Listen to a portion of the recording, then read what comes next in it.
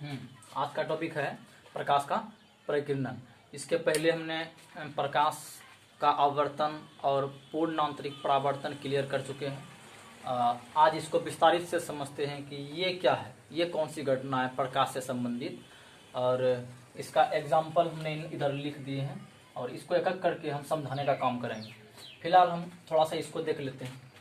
यहाँ पर है क्या कि हम श्वेत प्रकाश को हम गुजारे हैं प्रिज्म से, तो देखते हैं कि सबसे ज़्यादा बिखराव बैगनी रंग का है और सबसे कम बिखराव है लाल रंग का।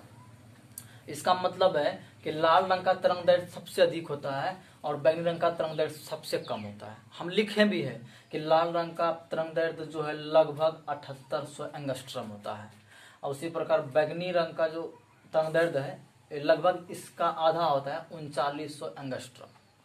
आपको इससे किसी किसी एग्जाम में ऐसा पूछता है कि सबसे अधिक तरंग दैर्घ्य किसका होता है, सबसे अधिक परिकिरणन किसका होता है, सबसे अधिक आवृत्ति किसकी होती है, सबसे अधिक चाल किसकी होती है, सबसे कम किसकी होती है। तो हम अक्सर बैगनी और लाल में फंस जाते हैं, बैगनी और लाल में फंस जाते हैं। एक ट्रिक याद कर लेना है ताकि ये सब दिन के लिए काम आए और कहीं भी किसी एग्जाम में हमको कंफ्यूजन नहीं हो कि बैगनी होगा या लाल होगा।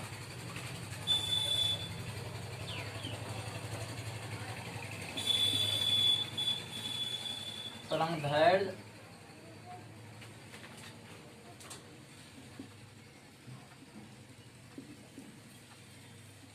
दैर्घ्य और चाल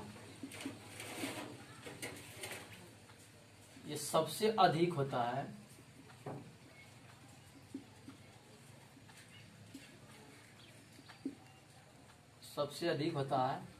लाल प्रकाश का। शेष जितना ही बचा, जैसे विक्षेपण बोलेंगे, परिकिरणन आदि जो भी है वो सबसे कम होता है।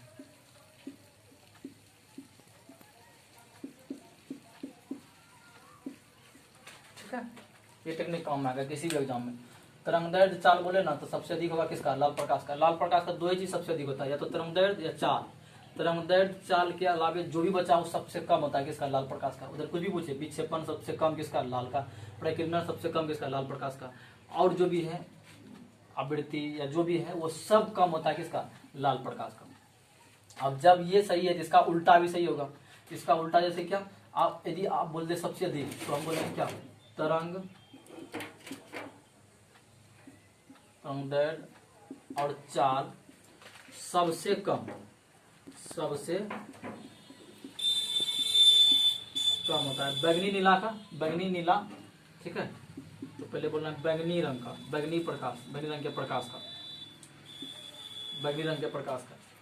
तरंग दैर्घ्य या चाल सबसे कम होता है बैगनी रंग के प्रकाश का, और शेष जितना बचा वो सबसे अधिक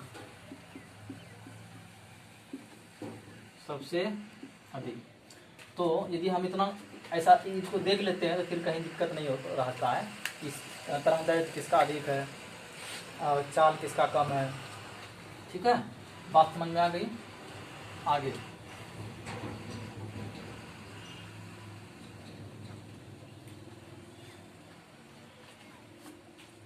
इसका एग्जाम्पल दे दिया है यहाँ पे, सूर्योदय सूर्यास्त के समय सूर्य का लाल दिखाई देना किसके कारण होता है, परिकिरणन के कारण होता है। पहले परिकिरणन को समझे, क्या है प्रकाश का परिकिरणन क्या है। जब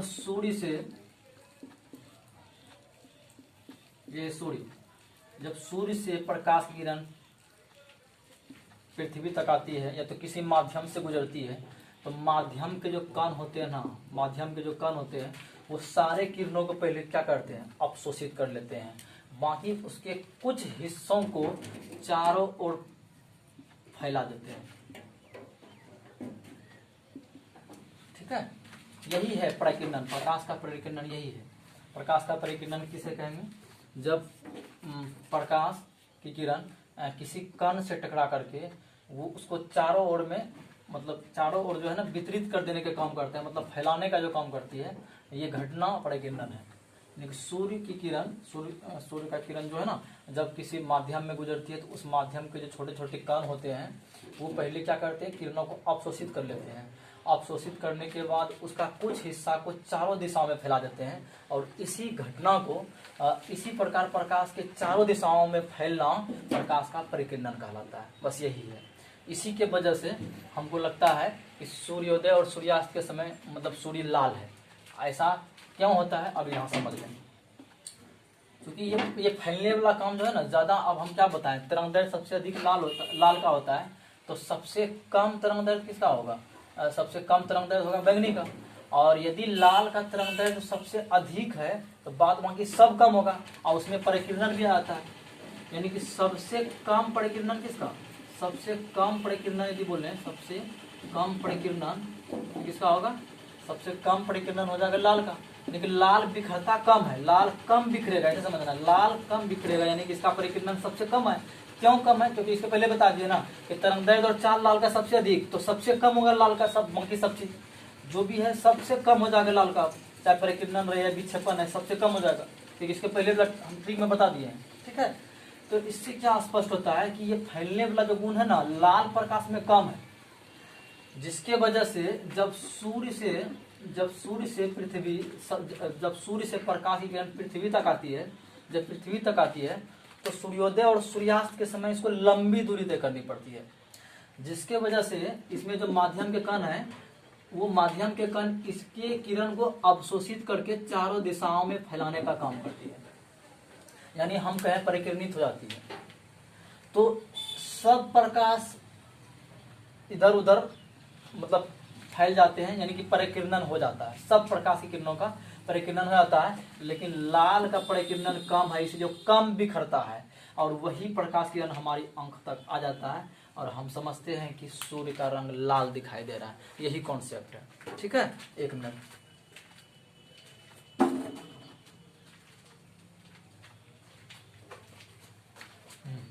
तो सूर्योदय और सूर्यास्त के समय सूर्य का लाल दिखाई देना किसका कारण है, प्रकाश का परिकिरणन का कारण। इसका कैसे, तो बोलना है कि सूर्य से जब प्रकाश की पृथ्वी तक आती है तो सूर्योदय और सूर्यास्त के समय लंबी दूरी तय करनी पड़ती है, और उस क्रम में क्या होता है कि माध्यम के कण सभी किरणों को अवशोषित करके उसको चारों दिशाओं में फैलाने का काम करती है। तो इसमें से सभी रंग का परिकिरणन ज्यादा है तो ज्यादा हो जाता है, और लाल का बहुत कम है, जिसके वजह से वो हमारी आंखों तक आ जाती है और हमको सूर्य लाल ही दिखाई देता है। ठीक है, आगे यही वजह है ना, लाल का परिकिरणन सबसे कम होता है तो कम बिखरता है, और वो दूर से ही नजर आ जाता है, क्योंकि वो तो कम बिखरेगा ना, उसका परिकिरणन कम है। तो इसी वजह से ट्रैफिक सिग्नल में भी अगर जो लाल रंग का ही प्रयोग करता है तो यही वजह, ताकि दूर से पता चल जाए कि वहाँ लाल है, ट्रैफिक सिग्नल है। यहाँ बोल रहा है टावर या ऊंची इमारत के शिखर पे भी लाल रंग का प्रयोग किया जाता है। कहा है इसीलिए कि ताकि उसका परिकिरणन सबसे कम है और वो बिखरता कम है, वो दूर से दिखाई दे देगा। आगे खतरे का निशान जो है, खतरे का निशान में भी लाल को ही रखा गया है। खतरे के निशान के लिए भी लाल का प्रयोग किया जाता है, लाल रंग का। क्यों, वही कारण है, इसका परिकिरणन ही कम होता है, यानी कि ये बिखरता ही कम है, चारों दिशा में बिखरता ही कम है, इसलिए इसकी तीव्रता अधिक है, ये मेरे पास आ जाती है और हमको दूर से ही दिख जाती है कि वहाँ खतरे का निशान है। आगे ये हम बोले कि एक है, पूछा जाता है कि समुद्र का पानी या फिर और बोले आकाश का रंग नीला दिखाई देता है, क्यों, तो प्रकाश का परिकिरणन के कारण। यहाँ पे हम समझे कि उधर तो लाल वाली बात हो रहा था, सूर्य बला में इसमें तो लाल हो रहा था, लेकिन यहाँ नीला का ये क्या चक्कर है, इसको भी समझ ले। तो क्या होता है ना कि समुद्र के पानी और लाल का रंग नीला क्यों दिखाई देता है, तो चूंकि नीले और बैगनी रंग का जो परिकिरणन है, सबसे अधिक होता है। तो सबसे अधिक होता है तो ये क्या होता है, कणों द्वारा सबसे अधिक फैलता है, और जो सबसे अधिक फैलता है वही हमको दिखता है। ठीक है, जो हमको मतलब जो सबसे अधिक फैलता है आसमान में वही कलर हमको दिखता है। हालांकि बैगनी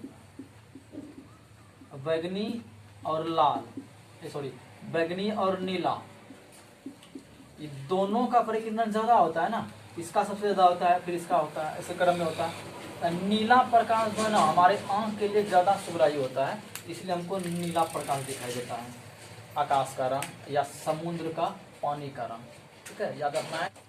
अब ये क्वेश्चन ये रह जाता है कि अंतरिक्ष यात्री को आकाश का रंग काला दिखाई देता है, क्यों? अंतरिक्ष यात्री